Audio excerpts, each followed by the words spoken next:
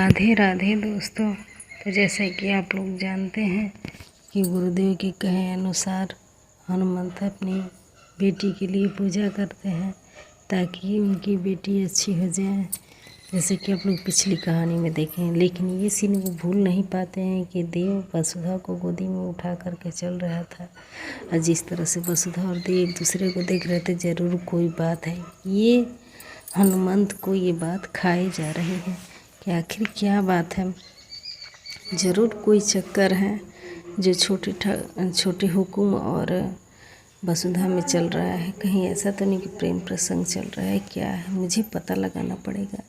जब तक इधर वसुधा अपने बापू सा को खाना खिलाती है, लेकिन जब तक पता नहीं चलता अपनी बेटी को कुछ नहीं कह सकता। हमारी बेटी बहुत अच्छी है, लेकिन जब तक मैं सच न जान लूँ। रात को सोए हनुमंत को नींद नहीं आती, उठ के देखता है तो वसुधा बिस्तर पे नहीं रहती है। अब ये सोच के चिंता में पड़ जाता है और उठ के बाहर आने लगता है।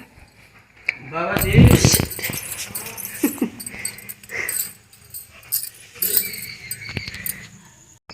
उठ के बाहर आने लगता है और देखता है अपनी पत्नी से बात कर रही होती है,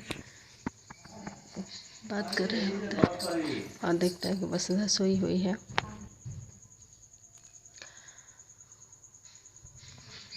यहीं सोई थी, अब नहीं सोई है, कहाँ चली गई वसुधा। ऐसा सोच करके हनुमंत बहुत परेशान हो जाता है और उठ करके चल देता है बाहर की तरफ। और बाहर का नज़ारा देख करके उसके होश उड़ जाते हैं कि ऐसा कैसे हो गया, वसुधा मेरी लाडली बेटी ऐसा कैसे कर गई, हुकुम के साथ दगा कैसे कर गई।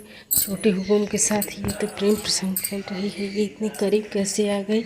छोटे हुकुम को इतने दिन से कैसे जाने लगे और छोटे हुकुम पे ऐसे पेशार हैं जैसे कि ये दोनों एक दूसरे के लिए बने हो। लेकिन ऐसा नहीं हो सकता।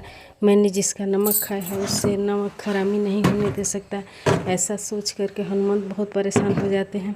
और इधर वसुधा बेखबर हनुमंत को देखे बगैर अपने प्रेम प्रसंग में लीन रहती है। और फिर हनुमंत आ जाता है, सोचने लगता है कि अगर मैं जाऊं और वसुधा से बात करूं तो वसुधा का क्या रिएक्शन होगा।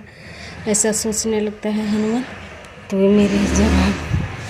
मेरे को जवाब देने लगेगी और कहेगी कि जितना मैं प्यार करती हूँ उतना वो भी करते हैं, एक तरफा प्यार नहीं है। तो मैं क्या कर सकता हूँ, मुझे कोई दूसरा उपाय निकालना पड़ेगा, क्योंकि मेरी छोरी बहुत खुश लग रही है और इस वजह से वो बहुत ज़िद्दी भी हो जाएगी। इतने करीब चली गई है कि वो ज़िद्दी हो जाएगी और उसका हम पूरा नहीं कर थप्पड़ भी मारूंगा तो उल्टा असर होगा।